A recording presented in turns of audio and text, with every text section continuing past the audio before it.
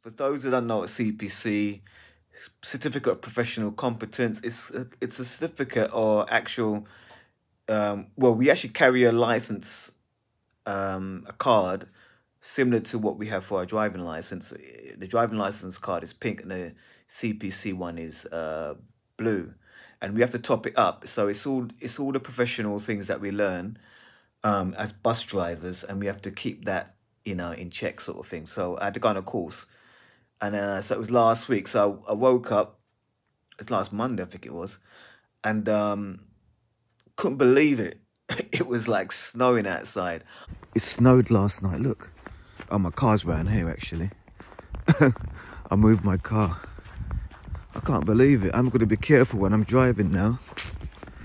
Oh, dear. I didn't have a clue that it was snowing. Probably went to bed. I didn't check the news, didn't check the weather, nothing. And so I woke up to a shock. Wow, I can't believe it snowed last night. I didn't even know.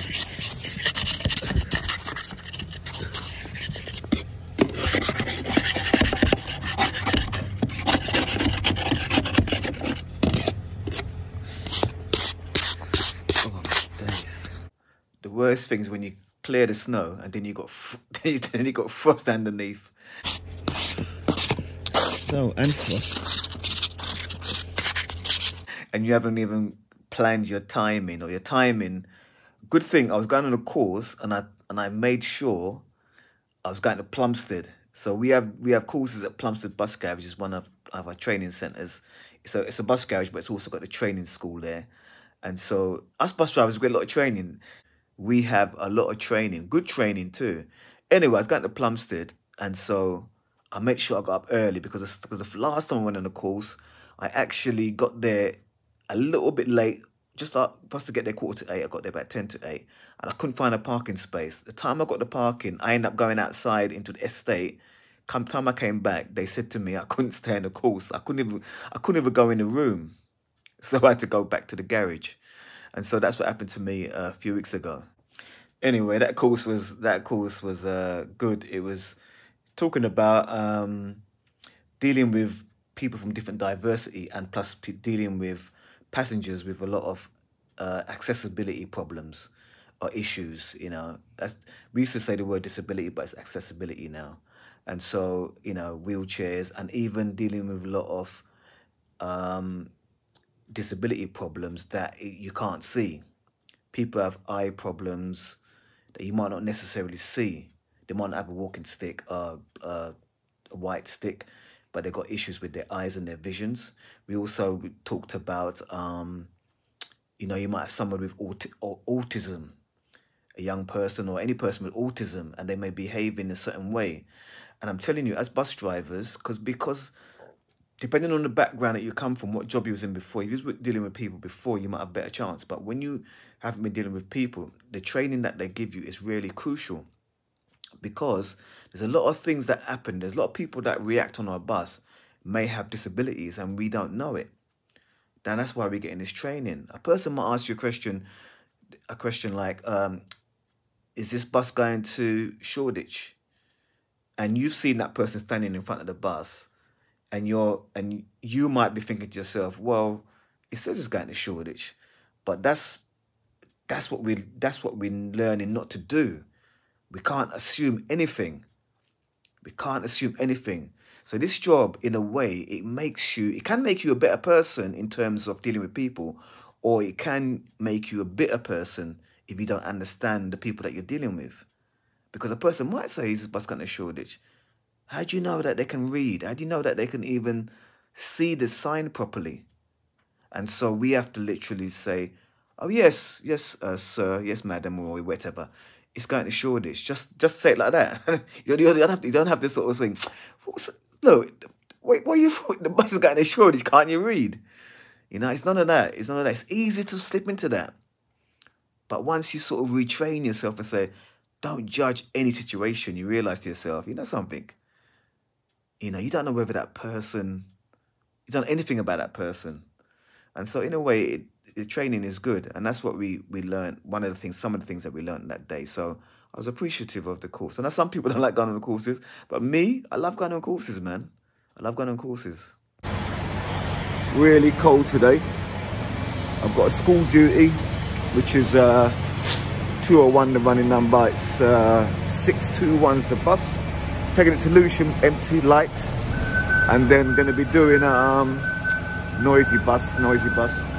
Going to be doing yeah, from Lewisham to Eltham, school called Crownwood School. Yeah, so catch you later, guys. My man's trying to get out. Oh, it's Henson, Mr. Henson. The nerd, what's up, buddy? Yeah. How's life? What's this? What's this? You going? This is the 202, isn't it? 201. Oh, 201. Yeah, all the way to Petswood. Oh man, that's good, man. Have a good day, yeah? Catch you out there, man. All right. 202. I said 201.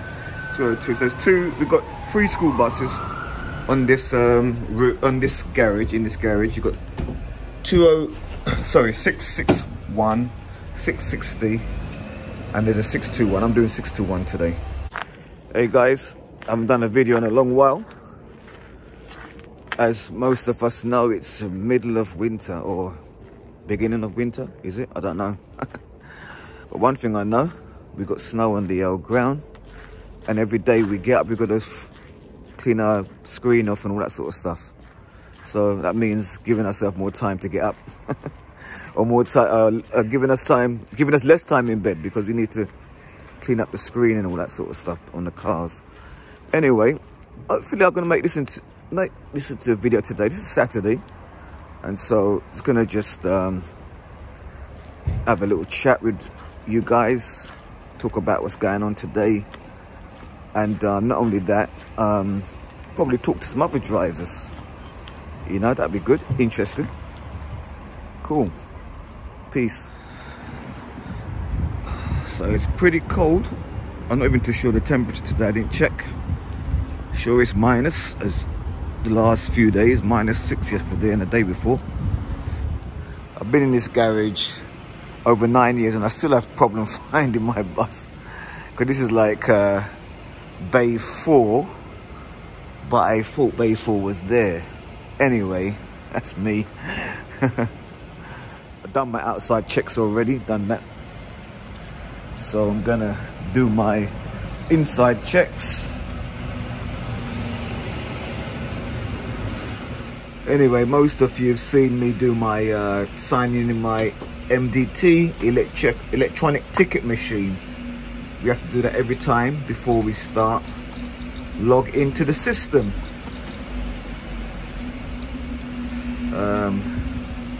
Oops. What's the number? 215. Just getting ready to go out. Got to reverse the bus back, so it's going to be a bit tricky. On Saturdays we normally have longer duties, or normally longer drive hours, and we get less time to actually get from A to B, because they assume that there's less people on the road in the morning.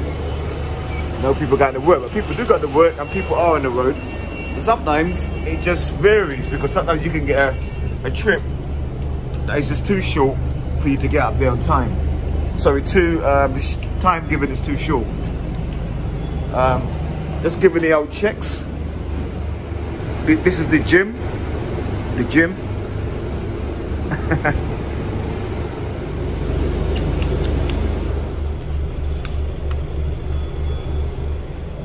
These bells have a delay. Sometimes if you ring one and you try to ring the other one straight away, well, sometimes it works, sometimes it doesn't.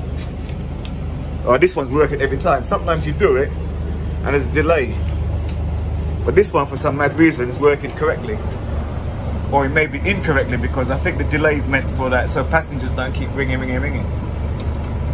But yeah, but since I've been in this job 9 years, I've only had about three or four problems with bells in 9 years.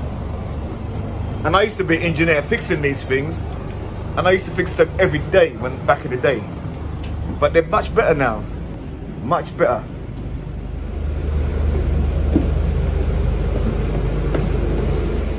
Okay, it's actually 8:35. I've got to be at 8:39. I've got to reverse the bus out of here. 8:39. So I better start reversing and then get out of this place. Saturday's always the same. It's just in and out, in and out. I got curtailed, terminated at Liverpool Street. When I get back to the canteen, I'm going to give you a little report. But yeah, just everything. Rotherhithe Tunnel, that's closed, so that giving us more delays. But the times they give you on Saturdays is not long enough.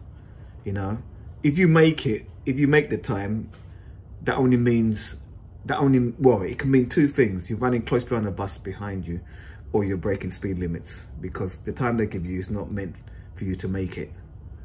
So I just do my job. TfL regulations or TfL standards, that's what I'm doing. If it makes me late, so be it. Yeah, so what I'm saying is that I think it's easy. Some drivers feel like pressure to make the time. The way I look at it, it's not about making the time. I just came off of a course all about passengers, all about customer service and what TfL requires of us. Now, we know TfL sets speed limits and certain local boroughs and so forth, but they also have a standard for bus drivers. And if you follow that bus driver standard, some of the things that you do will make you late according to the times they've given to you, especially on a weekend. So you might have a total different time of the day, or a different day in the week. But your driving standards don't have to change. It's not supposed to change. If they give you a short time, you're still supposed to have the same driving standard and the same customer service standard. So if you follow that, then no one can touch you. And if all the bus drivers was to follow that, then if the times is too short, it will show up, because all of the bus drivers is being late, not just 2 bus drivers or 3 bus drivers. I learned this on my training recently, and something that I thought about before. So basically, the things that will TfL standards is, there's a few things. One of the standards is that we lower the bus for certain passengers. There's quite a lot of disabilities or accessibility problems or challenges that certain passengers have. Some of them we can't see, some of them we can see. We have the elderly. We can see when an elderly person is quite frail, but sometimes they might not physically look frail, but then to lift up their legs at a certain height could cause hip pain or knee pain. It's all of these different things. You know, we look at a person and they may look strong. One of the things we learned in the course was just very interesting, and the trainer that we had, yeah, it was quite funny, and it was quite interesting how we put the point over. Is that you might have a big strong guy come look to you. The person might look strong to you, could be a young person, and they might say, "Could you lower the bus, please?" And the first reaction that some of us could have is that, why lower the bus? You're like a healthy looking guy or woman. But the thing is, we don't know. If somebody asks us something, then it's like, obviously they won't ask you that just to cause you problems. It must be a reason for it. And so, yeah, basically what I discovered is that, or what I've noticed is that, if we do TfL standards, lowering the bus for people, waiting for people to hold on before they sit down, or before you pull off, or even sit down, depending on the person, then that's going to create a really good service for the passengers, and they're gonna thank you for it. They will thank you for it. I've had people most journeys that I do, there's always somebody either waving their hands when they leave the bus, or saying thank you, or when they're off the bus, they're looking back and they appreciate the ride they just had, or the journey they just had. And so, yeah, it's rewarding. It can be rewarding if you give to the passengers what they deserve. You'll get something back in return.